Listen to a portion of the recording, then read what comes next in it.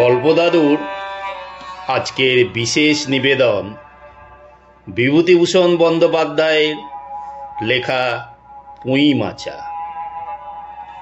এটি একটি ভিন্ন স্বাদের গল্প। বিভূতিভূষণ বন্দ্যোপাধ্যায় এই গল্পে দিনহীন একটি গ্রাম্য পরিবারের স্বাভাবিক করুণ কাহিনী সহজ সরল ভাষায় তৎকালীন সমাজের একটি চিত্র এঁকেছেন। গল্প পাঠের সুবিধার্থে গল্পটির কিছু কিছু অংশ চলিত ভাষায় রূপান্তরিত করা হয়েছে। অভিনয় ও পাঠে অংশগ্রহণ করেছেন অশোক, অভিজিৎ ও মৌসুমী। শুরু হচ্ছে বিভূতিভূষণ বন্দ্যোপাধ্যায়ের লেখা পুঁই মাচা।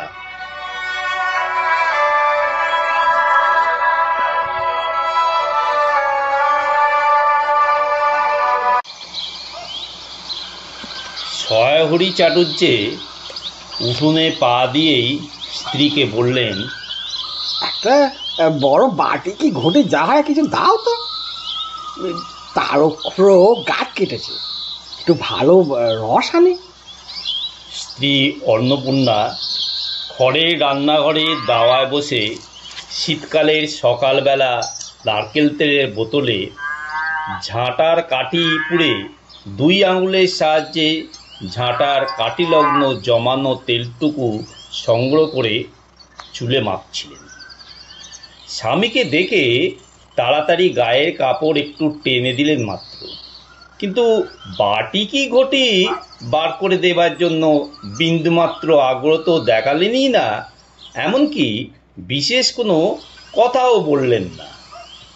সয়াহরি এগিয়ে এসে বললেন, কি হয়েছে বসে রইলে যে, দাও না একটি ঘটি। খেন্তি টেন্তি সব কোথায় গেল এরা?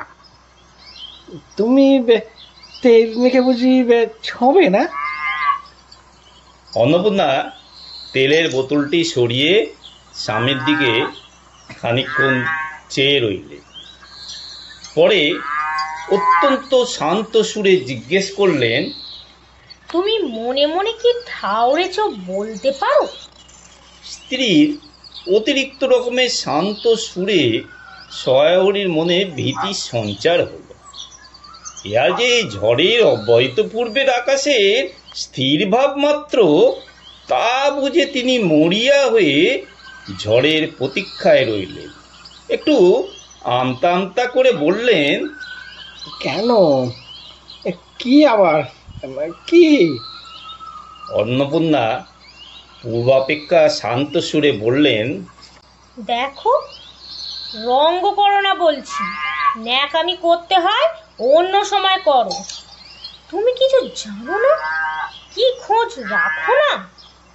অত বড় মেয়ে যার ঘরে, সে মাছ ধরে আর রস খেয়ে দিন কাটায়, কি করে তা বলতে পারো? গায়ে কি গুজব রটেছে জানো? সয়াহরি আশ্চর্য হয়ে জিজ্ঞেস করলেন, কেন, কি কি কি গুজব? কি গুজব জিজ্ঞাসা করো গিয়ে চৌধুরীদের বাড়ি। কেবল বাগদি দুলে পাড়ায় ঘুরে ঘুরে জন্ম কাটালে ভদ্রলোকের গায়ে বাস করা যায় না। সমাজে থাকতে হলে সেই রকম মেনে চলতে হয়। সয়াহরি বিস্মিত হয়ে কি বলতে যাচ্ছিলেন, অন্নপূর্ণা আগের সুরেই পুনর্বার বলে উঠলেন, এক ঘরে করবে গো, তোমাকে এক ঘরে করবে। কাল চৌধুরীদের চণ্ডী মণ্ডপে এসব কথা হয়েছে।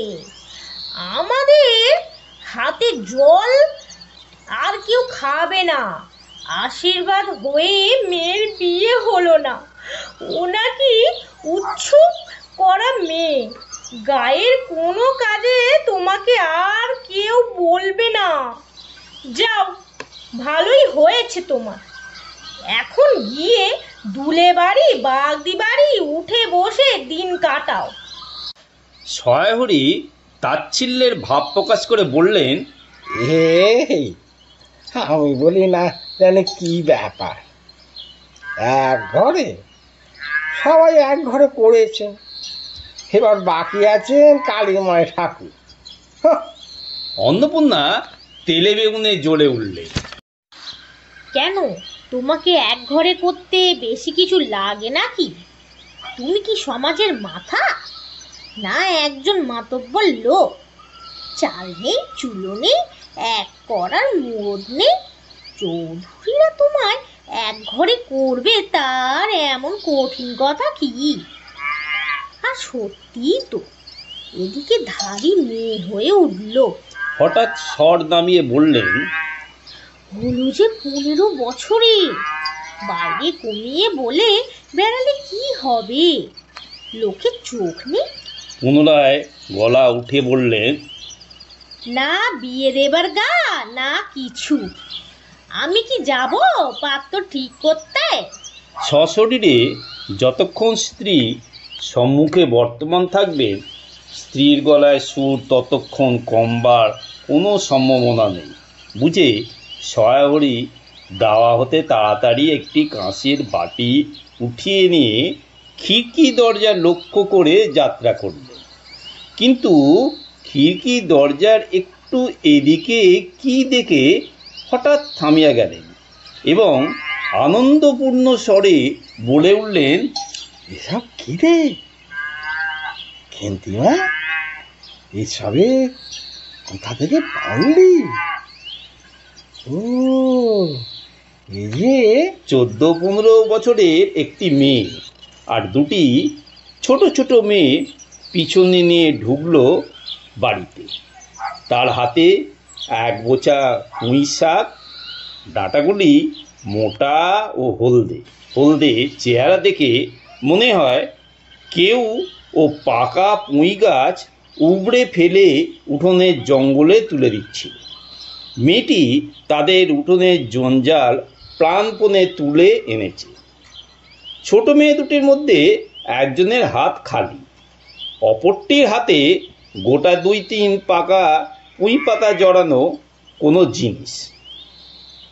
বড় মেয়েটি খুব লম্বা, গোলগাল চেহারা, মাথার চুলগুলো কালো ও আগোছলা বাতাসে উঠছে। মুখখানা খুব বড়, চোখ দুটো ডাগর ডাগর ও শান্ত। সরু সরু কাঁচের চুড়িগুলি 2 পয়সার ডজনের একটি সেফটিন দিয়ে একসঙ্গে আটকানো। তিনটির বয়স খুঁজতে হলে প্রাগৈতিহাসিক যুগে গিয়ে পড়তে হবে।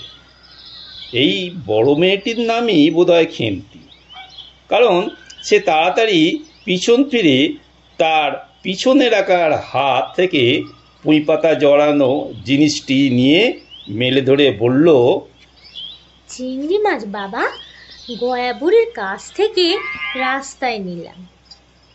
দিতে চায় না, বলে তোমার বাবার কাছে আর দিনকার দরুন 2 পয়সা বাকি আছে। আমি বললাম, দাও না গয়া পিসি, আমার বাবা কি তোমার 2 পয়সা নিয়ে পালিয়ে যাবে? আর এই পুঁই শাকগুলো ঘাটের ধারে রায় কাকা দিয়ে বললে নিয়ে যা, কেমন মোটা মোটা। অন্নপূর্ণা তা হতে অত্যন্ত ঝাঁঝের সঙ্গে চিৎকার করে উঠলেন, নিয়ে যা। আহ, কি অমত্যই তোমাকে তাড়া দিয়েছে, পাকা পুঁই ডাঁটা কাঠ হয়ে গিয়েছে, 2 দিন পরে ফেলে দিত, নিয়ে যা। আর উনি তাদের আগাছা উঠিয়ে নিয়ে এসেছে, ভালোই হয়েছে, তাদের আর নিজেদের কষ্ট করে কাটতে হলো না। যত পাথুরে বোকা সব মরতে আসে আমার ঘাড়ে, ধারি মেয়ে। বলে দিয়েছি না তোমায়, বাড়ির বাইরে কোথাও পা দিও না, লজ্জা করে না এ পাড়া সে পাড়া করে বেড়াতে? বিয়ে হলে যে চটছেলের মার হতে, খাওয়ার নামে আর জ্ঞান থাকে না। না, কোথায় শাক, কোথায় বেগুন, আর একজন বেড়াচ্ছেন কোথায় রস, কোথায় ছাই, কোথায় পাঁশ। ফেল বলছি ওসব, ফেল। মেয়েটি শান্ত অথচ ভয় মিশ্রিত দৃষ্টিতে মার দিকে চেয়ে হাতের বাঁধন আলগা করে দিল। পুঁইশাকের বোঝা মাটিতে পড়ে গেল। অন্নপূর্ণা বকেই চললেন, যা তো রাধি, ও আপদগুলো টেনে খিড়কির পুকুরের ধারে ফেলে দিয়ে আয় তো। ফের যদি বাড়ির বার হতে দেখেছি তবে ঠ্যাং খোঁড়া না করি তো। বোঝা মাটিতে পড়ে গিয়েছিল। ছোট মেয়েটি কলের পুতুলের মতো সেগুলি তুলে নিয়ে খিড়কির দিকে চলল। কিন্তু ছোট মেয়ে অত বড় বোঝা আগলাইতে পারল না। অনেকগুলো ডাঁটা এদিক ওদিক ঝুলিতে চলল। ছয়াহরি ছেলেমেয়েরা তাদের মাকে অত্যন্ত ভয় করত। ছয়াহরি আমতা আমতা করে বলতে গেলেন, ধান এনেছে ছেলে মানুষ খাবে বলে, তুমি আবার বরং। পুঁইশাকের বোঝা নিয়ে যেতে যেতে ছোট মেয়েটি ফিরে দাঁড়িয়ে মার মুখে আবার চাইল। অন্নপূর্ণা তার দিকে চেয়ে বললেন, না না, নিয়ে যা, খেতে হবে না। মেয়ে মানুষের আবার অত নোলা কিসে? এক পাড়া থেকে আর এক পাড়ায় নিয়ে আসবে দুটো পাকা পুঁই শাক ভিক্ষে করে। যা যা, তুই যা, দূর করে বনে দিয়ে আয়। ছয়াহরি বড় মেয়ের মুখের দিকে চেয়ে দেখলেন। তার চোখ দুটো জলে ভরে গিয়েছে। তার মনে বড় কষ্ট হলো। কিন্তু মেয়ের যতই স্বাদের জিনিস হোক, পুঁইশাকের পক্ষ অবলম্বন করে দুপুরবেলা স্ত্রীকে চটাতে তিনি আদৌ সাহসী হলেন না। নিঃশব্দে খিড়কির দরজা দিয়ে বার হয়ে গেলেন। বসিয়া রাঁধিতে রাঁধিতে বড় মেয়ের মুখে কাতর দৃষ্টিতে স্মরণে পড়বার সঙ্গে সঙ্গে অন্নপূর্ণার মনে পড়ল গত অরণ্যনের আগের দিন বাড়িতে পুঁইশাক রান্নার সময় খেন্তি আবদার করে বলেছিল, মা, অর্ধেকগুলো কিন্তু একা আমার, অর্ধেক সব মিলে তোমাদের। বাড়িতে কেউ ছিল না।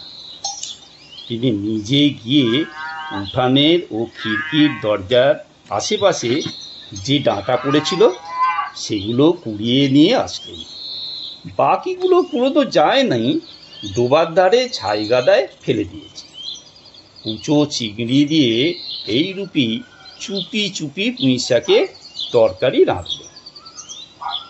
দুপুরবেলায় খেন্তি পাতে পুঁইশাকের চচ্চড়ি দেখে বিস্ময় ও আনন্দপূর্ণ ডাগর চোখে মায়ের দিকে ভয়ে ভয়ে চাইল। দু একবার এদিক ওদিক ঘুরে আসতেই অন্নপূর্ণা দেখলেন ওই পুঁইশাকে এক টুকরো তার পাতে পড়ে নেই।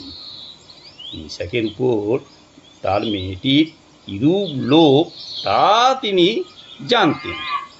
জিজ্ঞেস করলেন, কিরে খেন্তি, আর একটু চচ্চড়ি দি? খেন্তি তৎক্ষণাৎ ঘাড় নেড়ে আনন্দজনক প্রস্তাব সমর্থন করল। কি ভেবে অন্নপূর্ণার চোখে জল এলো।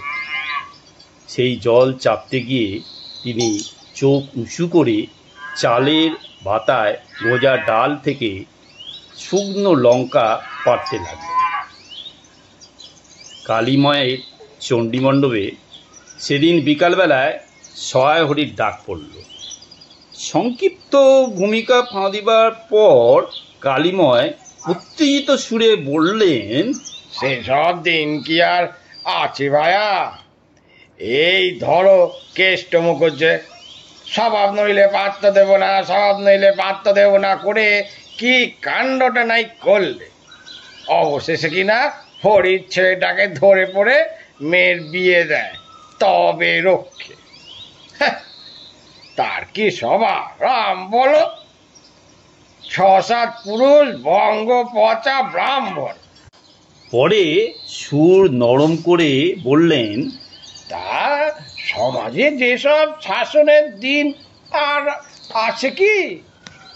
দিন দিন চলে যাচ্ছে। বেশি দূর যায় কেন? এই যে তোমার মেয়েটি 13 বছর।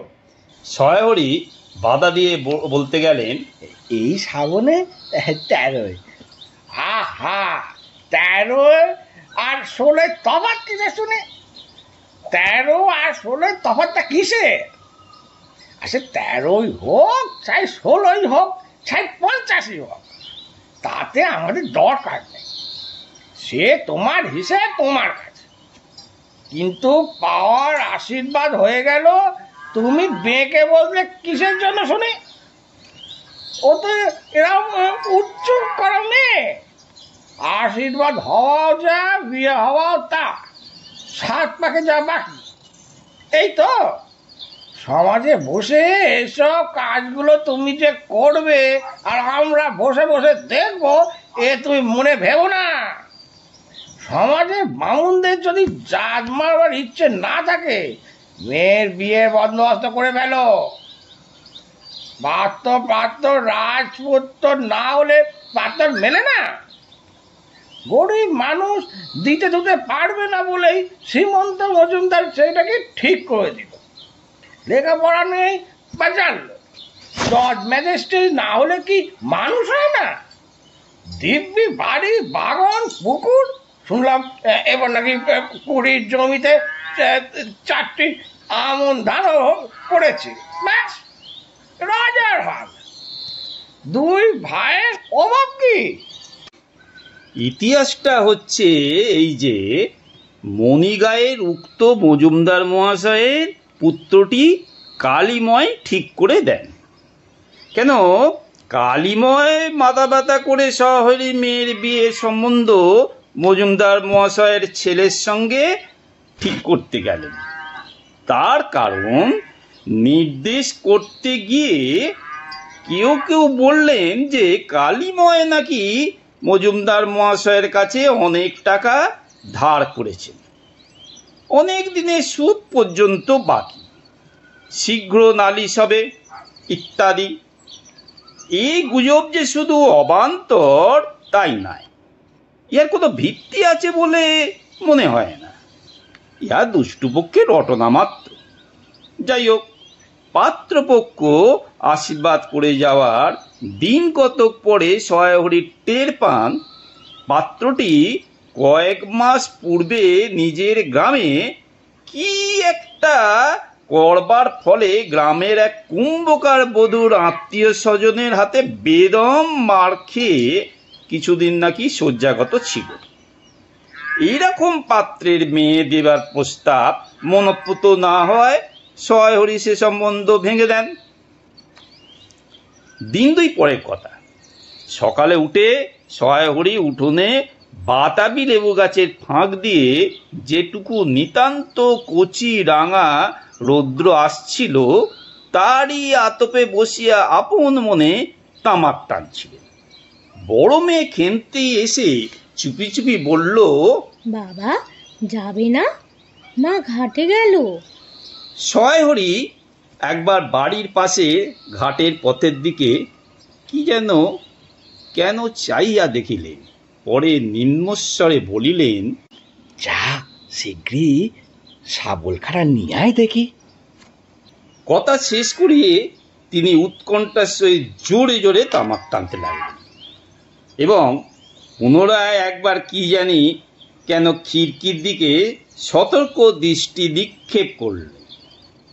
ইতিমধ্যে প্রকাণ্ড ভারী একটা লোহার শাবল 2 হাত দিয়ে আঁকড়ে ধরে খেমতি এসে পড়ল। তারপর পিতা কন্যাতে সন্তর্পণে সম্মুখে দরজা দিয়ে বের হয়ে গেল। ইহাদের ভাব দেখে মনে হচ্ছিল এরা কারো ঘরে শীত দেবার উদ্দেশ্যে চলিয়াছে। অন্নপূর্ণা স্নান করে সবে কাপড় ছেড়ে উনুন ধরবার জোগাড় করছেন। মুখুজ্জে বাড়ির ছোট খুকি দুর্গা এসে বলল, খুড়িমা, মা বলে দিলে খুড়িমাকে গিয়ে বল মাছ হবে না, তুমি আমাদের নবান্নটা মেখে আর ইতর ঘরগুলো বার করে দিয়ে আসবে।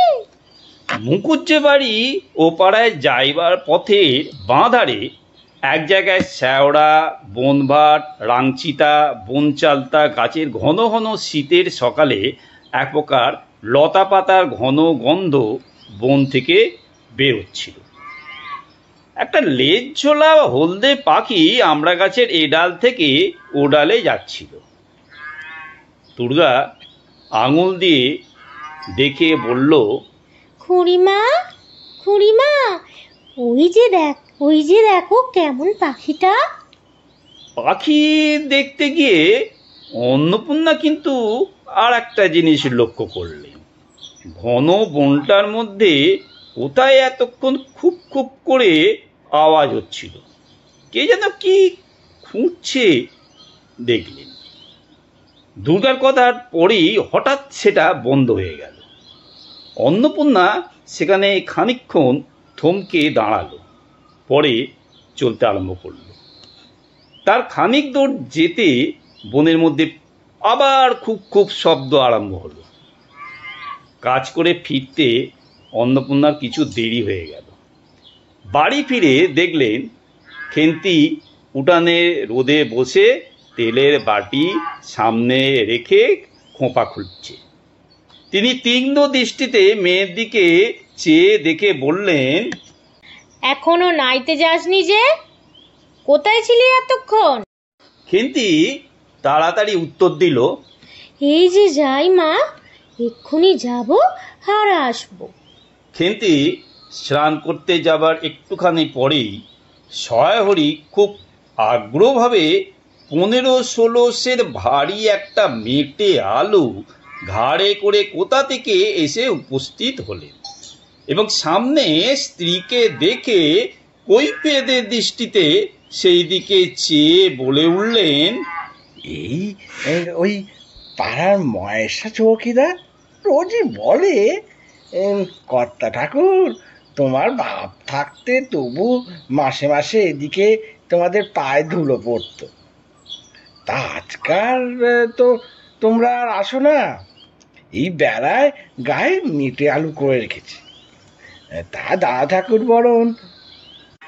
অন্নপূর্ণা স্থির দৃষ্টিতে স্বামীর দিকে চেয়ে বললেন, বরজপোতার বনের মধ্যে বসে খানিক আগে কি করছিলে শুনি?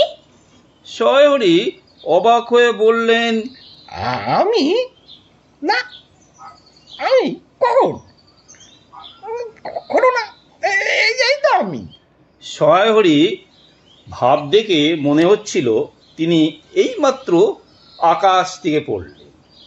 অন্নপূর্ণা আগের মতোই স্থির দৃষ্টিতে স্বামীর দিকে চেয়ে বললেন, চুরি তো করবেই, দিনকাল গিয়েছে, এককাল আছে।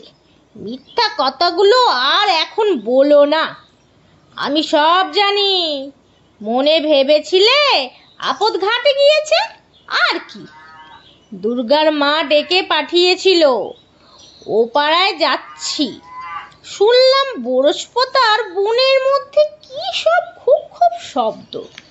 তখনই আমি বুঝতে পেরেছি, সারা পেয়ে শব্দ বন্ধ হয়ে গেল। যেই আবার খানিক দূর গেলাম, আবার দেখি শব্দ। তোমার তো ইহকালও নেই আর পরকালও নেই। চুরি করতে, ডাকাতি করতে, যাই করতে ইচ্ছে হয় সব করো, কিন্তু মেয়েটাকে আবার এর মধ্যে নিয়ে গিয়ে ওর মাথা খাওয়া কিসের জন্যে? সয়াহরি হাত নেড়ে বরজ পাতায় তার উপস্থিত থাকার বিরুদ্ধে কতকগুলি প্রমাণ উত্থাপন করার চেষ্টা করতে গেলেন, কিন্তু স্ত্রীর চোখের দৃষ্টির সামনে তার বেশি কথাও জোগালো না, বা কথিত উক্তিগুলির মধ্যে কোন ধারাবাহিক সম্বন্ধ খুঁজে পাওয়া গেল না। আধ ঘন্টা পরে খেন্তি স্নান সেরে বাড়ি ঢুকল। সামনে থাকা মেটে আলুর দিকে একবার আর চোখে চেয়ে নিরীহ মুখে উঠোনের আলনায় অত্যন্ত মনোযোগের সহিত কাপড় মেলে দিচ্ছিল। অন্নপূর্ণা ডাকলেন, খেন্তি, এদিকে একবার আয় তো, শুনে যা। মায়ের ডাক শুনে খেন্তির মুখ শুকিয়ে গেল। সে ইতস্তত করতে করতে মার কাছে আসলো। তিনি জিজ্ঞেস করলেন, এই মেটে আলুটা দুজনে মিলে তুলে এনেছিস না? খেন্তির মা মুখের দিকে একটুখানি চেয়ে থেকে একবার ভূপতিত মেটে আলুটার দিকে চাইল, পরে পুনরায় মার মুখের দিকে চাইল এবং সঙ্গে সঙ্গে ক্ষিপ্র দৃষ্টিতে একবার বাড়ির সামনের বাঁশঝাড়ের মাথায় মাথার দিকে চেয়ে তার কপালে বিন্দু বিন্দু ঘাম দেখা দিতে লাগলো, কিন্তু মুখ দিয়ে কথা বের হলো না। অন্নপূর্ণা কড়া সুরে বললেন, কথা বলছিস না যে বড়, এই মেটে আলু তুই এনেছিস কিনা? খেন্তি বিপন্ন চোখে মার মুখের দিকে চেয়ে বললেন, হ্যাঁ। অন্নপূর্ণা তেলে বেগুনে জ্বলে উঠে বললেন, পাজি, আজ তোর পিঠে আমি আস্ত কাঠের চেলা ভাঙবো, তবে ছাড়বো। বরজপোতার বনে গিয়েছে মেটে আলু চুরি করতে। সমস্ত মেয়ে বিয়ের যোগ্যী হয়ে গেছে কোন কালে। সেই এক গলা বিনজ বন, যার মধ্যে দিন দুপুরে বাঘ লুকিয়ে থাকে, তার মধ্যে থেকে পরের আলু নিয়ে তুলে এলে যদি গোসাইরা চৌকিদার ডেকে তোমায় ধরিয়ে দেয়, তোমার কোন শ্বশুর এসে তোমায় বাঁচাতো? তোমার জোটে খাবে না জোটে না খাবো, তা বলে পরের জিনিসে হাত। এ মেয়ে নিয়ে আমি কি করব মা? 2-3 দিন পরে একদিন বিকালে ধুলামাটি মাখা হাতে খেন্তি মাকে এসে বলল, মা মা দেখবে এসো। অন্নপূর্ণা গিয়ে দেখলেন ভাঙা পাঁচিলের ধারে যে ছোট খোলা জমিতে কতগুলো পাথরকুচি ও কন্টিকারি জঙ্গল হয়েছিল, খেন্তি ছোট বোনটিকে নিয়ে সেখানে মহা উৎসাহে তরকারি আনাজ করবার আয়োজন করছে এবং ভবিষ্যৎসম্বী নানাবিধ কাল্পনিক ফলমূলের অগ্রদূত স্বরূপ বর্তমানে কেবল একটিমাত্র শীর্ণকায় পুঁইশাকের চারা কাপড়ের ফালি গ্রন্থিবন্ধ হইয়া ফাঁসি হয়ে যাওয়ার আসামির মতো ঊর্ধ্বমুখে একখণ্ড শুকনো কঞ্চির গায়ে ঝুলে রয়েছে। ফলমূলের অবশিষ্টগুলি আপাতত তার বড় মেয়ের মস্তিষ্কের মধ্যে অবস্থান করছে, দিনের আলোয় এখন বের হয় না। অন্নপূর্ণা হেসে বললেন, দূর পাগলি, এখন পুঁই ডাঁটার চারা পোতে কখনো? বর্ষাকালে পুঁততে হয়, এখন যে জল না পেয়ে মরে যাবে। খেন্তি বলল, কেন, আমি রোজ জল ঢালবো। অন্নপূর্ণা তখন বললেন, দেখ, হয়তো বেঁচে যেতেও পারে। আজকাল রাতে খুব শিশির হয়, খুব শীত পড়েছে। সকালে উঠে সয়াহরি দেখলেন তার দুটো ছোট মেয়ে তোলাই গায়ে বেঁধে রোদ উঠবার প্রত্যাশায় উঠোনের কাঁঠাল তলায় দাঁড়িয়ে আছে। একটা ভাঙা ঝুড়ি করে খেন্তি শীতে কাঁপতে কাঁপতে মুখুজ্জে বাড়ি থেকে গোবর করে আনলো। সয়াহরি বললেন, হ্যাঁ মা খেন্তি, তার সকালে উঠে জামাটা গায়ে দিতে তোর কি হয়? দেখ দেখি, এই শীত। আচ্ছা দিচ্ছি বাবা। কই শীত তেমন তো। হ্যাঁ দে মা, এক্ষুনি দে। অসুখ বিসুখ 5 রকম হতে পারে, বুঝলি নে। সয়াহরি বের হয়ে গেলেন। ভাবতে ভাবতে গেলেন তিনি কি অনেকদিন মেয়ের মুখে ভালো করে চাননি। খেন্তির মুখ এমন সুশ্রী হয়ে উঠেছে, জামার সে এক ইতিহাস। বহু বৎসর হয়ে গেল হরিপুরের রাসের মেলা থেকে সয়াহরি কালো সার্জের এই 2.5 টাকা মূল্যের জামাটি কিনে আনে। ছিঁড়ে যাবার পর তাতে কতবার যে রিপু ইত্যাদি করা হয়েছিল। সম্প্রতি গত বৎসর থেকে খেন্তির স্বাস্থ্যের উন্নতি হওয়ার দরুন জামাটি তার গায়ে হয় না। সংসারে এসব খুঁজ সয়াহরি রাখত না, জামার বর্তমান অবস্থা অন্নপূর্ণারও জানা ছিল না। খেন্তির নিজস্ব ভাঙা টিনের তোরঙ্গের মধ্যে তা থাকত। পৌষ সংক্রান্তি সন্ধ্যাবেলায় অন্নপূর্ণা একটা কাঁচিতে চালের গুঁড়ো, ময়দা ও গুড় দিয়ে চটকাচ্ছিলেন। একটা ছোট বাটিতে এক বাটি তেল, খেন্তি কুড়ুনির নিচে একটা কলা পাতা পাড়িয়া এক থালা নারকেল কুটছে। অন্নপূর্ণা প্রথমে খেন্তির সাহায্য নিতে রাজি হন না, কারণ সে যেখানে সেখানে বসে, বনবাজারে ঘুরে ফেরে, তার কাপড় চোপড় শাস্ত্রসম্মত সূচি নয়।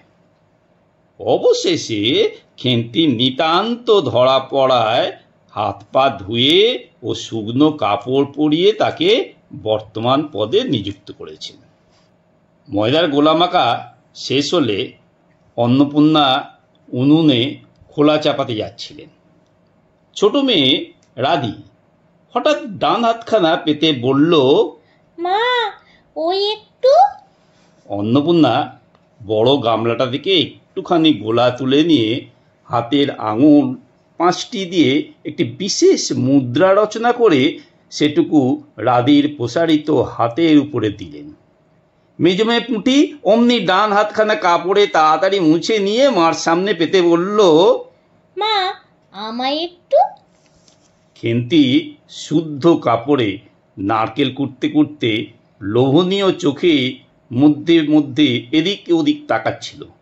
এই সময় খেতে চাওয়া মা পাছে বকে, সেই ভয়ে চুপ করে রইল। অন্নপূর্ণা বললেন, দেখি, নিয়ে আয় খেন্তি ওই নারকেল মালাটা, ওতে তোর জন্য একটু রাখি। খেন্তি ক্ষিপ্ত হস্তে নারকেলের ওপরে মালাখানা যাতে ফুটো নেই সেখানে সরিয়ে দিল। অন্নপূর্ণা তাতে একটু বেশি করে গোলা ঢেলে দিলেন। মেজমে পুঁটি বলল, জ্যাঠাইমার অনেকখানি দুধ নিয়েছে, রাঙাদি ক্ষীর তৈরি করছিল, ওদের অনেক রকম হবে। খেন্তি মুখ তুলে বলল, এবেলা আবার হবে নাকি? ওরা তো ওবেলা ব্রাহ্মণ নেমন্তন্ন করছিল, সুরেশ কাকাকে আরও কাপড়, তিন্নুর বাবাকে।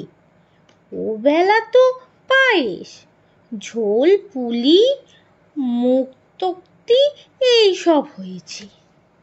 পুঁটি জিজ্ঞেস করলো, হ্যাঁ মা, ক্ষীর নইলে নাকি পাটিসাপটা হয় না? খেদি বলছিল, ক্ষীরের পুর না হলে কি আর পাটিসাপটা হয়? আমি বললাম, কেন? আমার মা তো শুধু নারকেলের ছাই দিয়েই করে, সে তো কেমন ভালো লাগে। অন্নপূর্ণা বেগুনের বোঁটায় একটুখানি তেল নিয়ে খোলায় মাখাতে মাখাতে প্রশ্নের সদুত্তর খুঁজতে লাগলেন। খেন্তি বলল, খেদির ওই সব কথা? খেদির মা তো ভারী পিঠে করে কিনা, ক্ষীরের পুর দিয়ে ঘিয়ে ভাজলেই কি আর পিঠে হলো? সেদিন জামাই এলে ওদের বাড়ি দেখতে গেলুম কিনা, তাই খুড়িমা দুখানা পাটিসাপটা খেতে দিলে। ও মা, কেমন একটা ধরা ধরা গন্ধ! আর পিঠেতে কখনো কোনো গন্ধ পাওয়া যায়? পাটিসাপটা ক্ষীর দিলে ছাই খেতে হয়। বেপরোয়াভাবে আগের কথা শেষ করে খেন্তি মার চোখের দিকে চেয়ে জিজ্ঞেস করলো, মা, নারকেলের কোড়া একটু নিব? অন্নপূর্ণা বললেন, নে, কিন্তু এখানে বসে খাস না, মুখ থেকে পড়বে কি না। যা, ওই দিকে যা। খেন্তি নারকেলের মালায় এক থাবা তুলে নিয়ে দূরে গিয়ে বসে খেতে লাগলো। মুখ যদি মনের আয়নার মতো হয় তবে খেন্তির মুখ দেখে সন্দেহের কোনো কারণ থাকতে পারত না। সে অত্যন্ত মানসিক তৃপ্তি অনুভব করছে। ঘণ্টাখানেক পরে অন্নপূর্ণা বললেন, ওরে, তোরা সব এক এক টুকরো পাতা পেতে বস তো দেখি। গরম গরম দি। খেন্তি, জল দেওয়া ভাত আছে ও বেলার, বার করে নিয়ে আয়। খেন্তির নিকট অন্নপূর্ণার এই প্রস্তাব যেন মনোপুত হলো না। তার মুখ দেখেই বোঝা গেল। পুঁটি বলল, মা, বড়দি পিঠেই খা, ভালোবাসে। বরং ভাত থাকুক, আমরা কাল সকালে খাবো। খান কয়েক খাবার পর মেজ মেয়ে পুঁটি খেতে চাইল না। সে নাকি বেশি মিষ্টি খেতে পারে না। সকলের খাওয়া শেষ হয়ে গেলেও খেন্তি তখনও খাচ্ছে। সে মুখ বুজে শান্তভাবে খায়, বড় একটা কথা কয় না। অন্নপূর্ণা দেখলেন সে কম করে 18-19 খানা খেয়েছে। জিজ্ঞাসা করলেন, খেন্তি, আর নিবি? খেন্তি খেতে খেতে শান্তভাবে সম্মতিসূচক ঘাড় নাড়ল। অন্নপূর্ণা তাকে আরও খান কয়েক দিলেন। খেন্তির মুখ, চোখ ঈষৎ উজ্জ্বল দেখে হাসি ভরা চোখে মার দিকে চেয়ে বলল, বেশ খেতে হয়েছে মা। ওই যে তুমি কেমন ফেনিয়ে নাও, ওতেই কিন্তু। সে পুনরায় খেতে লাগলো।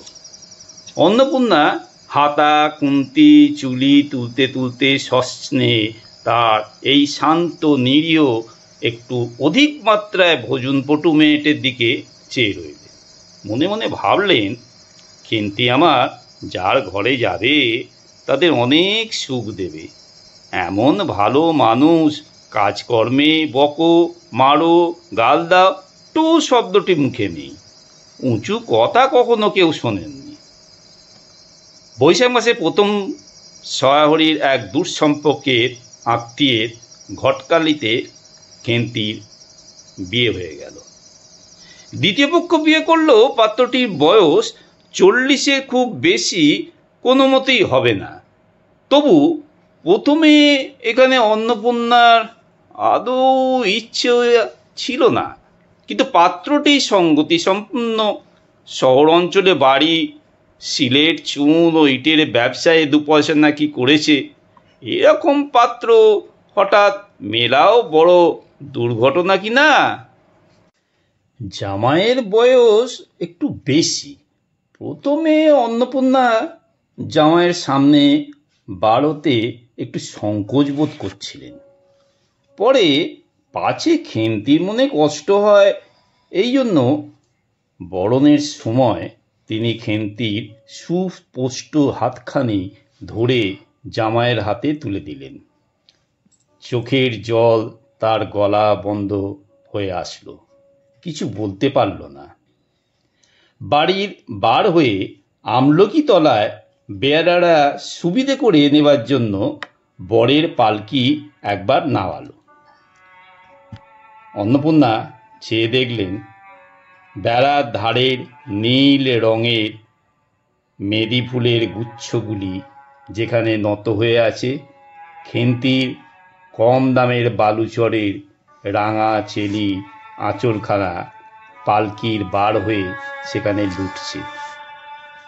তার এই অত্যন্ত অগোছলো, নিতান্ত নিরীহ এবং একটু অধিক মাত্রায় ভোজনপটু মেয়েটিকে পরের ঘরে অপরিচিত মহলে পাঠাতে তার বুক কেঁপে উঠছিল। খেন্তিকে কি অপরে ঠিক বুঝবে? যাবার সময় খেন্তি চোখের জলে বাঁচাতে বাঁচাতে সান্ত্বনার সুরে বলেছিল, মা, আষাঢ় মাসে আমাকে এনো, বাবাকে পাঠিয়ে দিও, 2 মাস তো। ওপাড়া ঠান দিদি বললেন, তোর বাবা তো তোর বাড়ি যাবে কেন রে? আগে তো নাতি হোক, তবে তো। খেন্তির মুখ লজ্জায় রাঙা হয়ে উঠল। জল ভরা ডাগর চোখে ওপর একটুখানি লাজুক হাসি আবা মেকে সে একগুঁয়েমি সুরে বলল, না, যাবে না বই কি, দেখো তো কেমন না যান। ফাল্গুন চৈত্র মাসে বৈকালবেলা উঠানের মাচায় রৌদ্র দেওয়া আমসত্ত্ব তুলতে তুলতে অন্নপূর্ণার মন হু হু করতে লাগল। তার অনাচারী লোভী মেয়েটি আজ বাড়িতে নেই যে। কোথা থেকে বেরিয়ে এসে লজ্জাহীনার মতো হাতখানি পেতে মিনতি সুরে অমনি বলবে, মা, বলবো একটা কথা? ওই কোণটা ছিঁড়ে একটুখানি। 1 বছরের উপর হয়ে গেছে। পুনরায় আষাঢ় মাস, বর্ষা বেশ নেমেছে। ঘরের দাওয়ায় বসে সহায়হরি প্রতিবেশী বিষ্ণু সরকারের সঙ্গে কথা বলছেন। সহায়হরি তামাক সাজতে সাজতে বললেন, ও তুমি ধরে রাখো, ওরকম হবে দাদা। আমাদের অবস্থার লোকের ও হচ্ছে ভালো কি আর জুটবে? বিষ্ণু সরকার তালপাতার চাটাইয়ের উপর উবু হয়ে বসেছিলেন। দূর থেকে দেখলে মনে হবার কথা তিনি রুটি করবার জন্য ময়দা চটকাচ্ছেন। গলা পরিষ্কার করে বললেন, না দাদা, সব তো আর, তাছাড়া আমি যা দেব নগদই দেব। তোমার মেয়েটির হয়েছিল কি?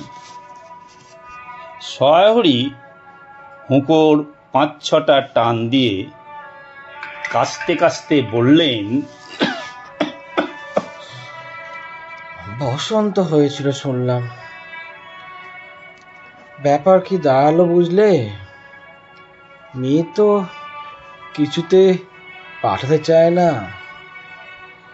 250 আন্দাজ টাকা বাকি ছিল বললে। ও টাকা আগে দাও, তবে মেয়ে নিয়ে যাও। একেবারে চামার। তারপর বললাম, টাকাটা ভায়া ক্রমে ক্রমে দিচ্ছি।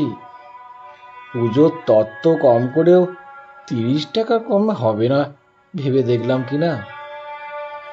মেয়ের নানা নিন্দে উঠলে। ছোট লোকের মেয়ের মতন চলে, হাওয়া ভাতে ঘরের মতো খায়, আরো কত কি। পৌষ মাসে দেখতে গেলাম। মেয়েটাকে ফেলে থাকতে পারতাম না বুঝলে।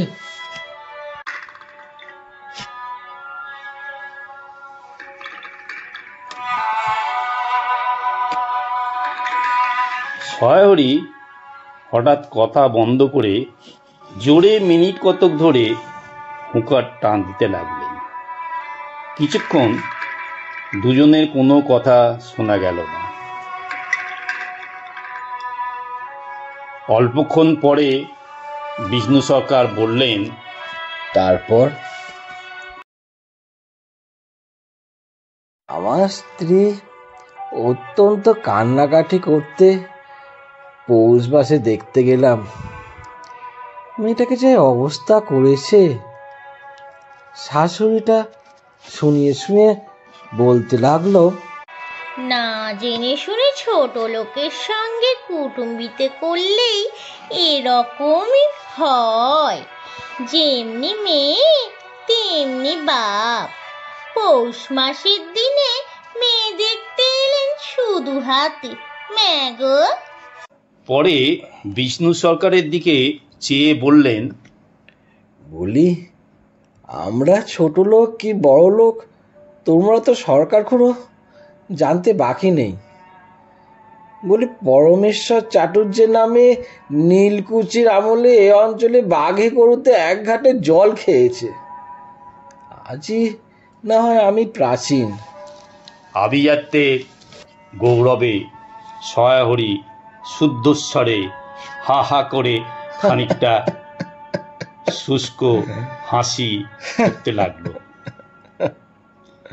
বিষ্ণু সরকার সমর্থন সূচক একটা অস্পষ্ট শব্দ করে বার কত ঘাড় নাড়লেন। তারপর ফাল্গুন মাসেই তার বসন্ত হলো। এমন চামার বসন্ত গায়ে বেরোতে টালায়। আমার এক দুঃসম্পর্কের বোন আছে, একবার কালীঘাটের পুজো দিতে গিয়েছে, তার খোঁজ পেয়েছিল, তারই ওখানে ফেলে রেখে এলো। আমি না একটা সংবাদ না কিছু, তারা আমার সংবাদ দেয় না। তা আমি গিয়ে দেখতে পাওনি? না, এমনই চামার গয়নাগুলো অসুখ অবস্থাতে গা থেকে খুলে নিয়ে তবে তালায় পাঠিয়ে দিয়েছে।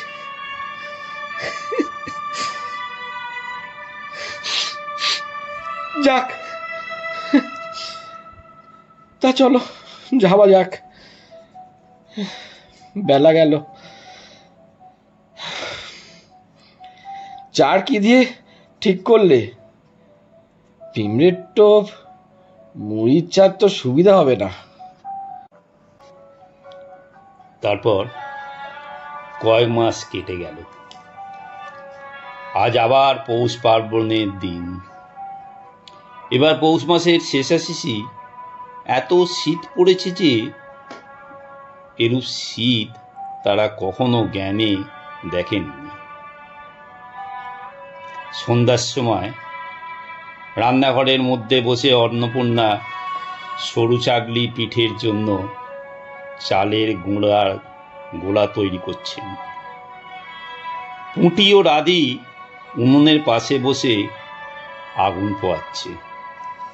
রাধি বলল, আর একটু জল দিতে হবে মা, অত ঘন করে ফেললে কেন? পুঁটি বলল, আচ্ছা মা, ওতে একটু নুন দিলে হয় না? ও মা, দেখো মা, রাধির দোলাই কোথায় ঝুলছে, এক্ষুনি ধরে উঠবে। অন্নপূর্ণা বলে উঠলেন, সরে এসে বসো মা, আগুনের ঘাড়ে গিয়ে না বসলে কি আগুনের পোহানো হয় না? এইদিকে আয়, গোলা তৈরি হয়ে গেল। খোলা আগুনে চড়াইয়ার অন্নপূর্ণা গোলা ঢেলে মুঠি হাতে দিয়ে চেপে ধরলেন। দেখতে দেখতে মিঠে আঁচে পিঠে টোপরের মতো ফুলে উঠল। পুঁটি বলল, মা দাও, প্রথম পিঠেখানা কানাচে সারা ষষ্ঠীকে ফেলে দিয়ে আসি। অন্নপূর্ণা বললেন, একা যাস নে, রাধিকে নিয়ে যা। খুব জ্যোৎস্না উঠেছিল। বাড়ির পিছনে সারা গাছের ঝোপের মাথায় তেলাকুচো লতার থলো থলো সাদা ফুলের মধ্যে জ্যোৎস্না আটকে রয়েছে। পুঁটি ও রাতি খিড়কি দোর খুলতেই একটা শেয়াল শুকনো পাতায় খসখস করতে করতে ঘন ঝোপের মধ্যে পালালো। পুঁটি পিঠেখানা জোর করে ছুঁড়ে ঝোপের মাথায় ফেলে দিল।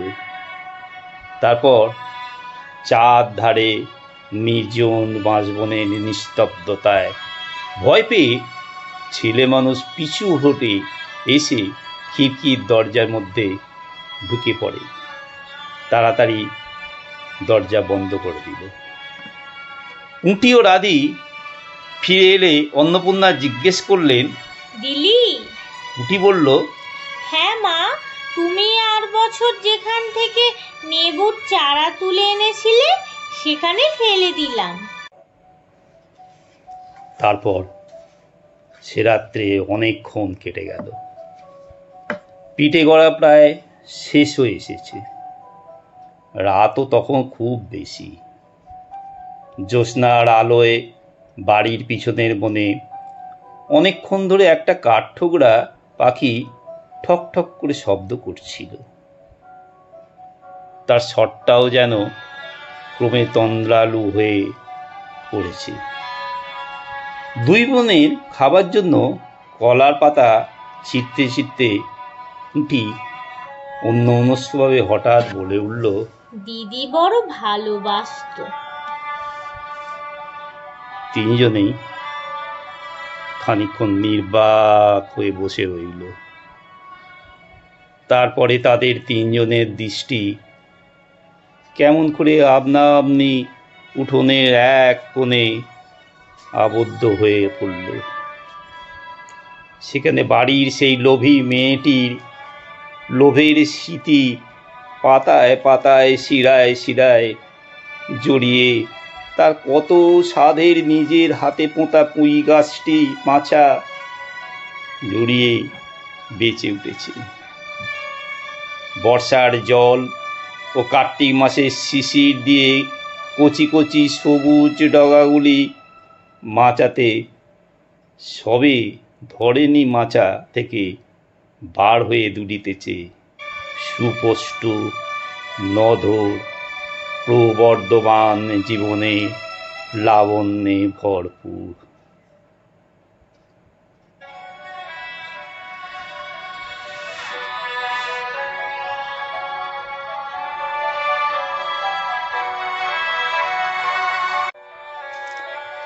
এতক্ষণ বিভূতিভূষণ বন্দ্যোপাধ্যায়ের লেখা পুঁই মাছা শুনছিলেন। গল্পটি ভালো লাগলে সাবস্ক্রাইব ও লাইক করুন, অবশ্যই শেয়ার ও কমেন্ট করবেন। আগামী সপ্তাহে আরও নতুন গল্প আসবে, শুনতে থাকুন।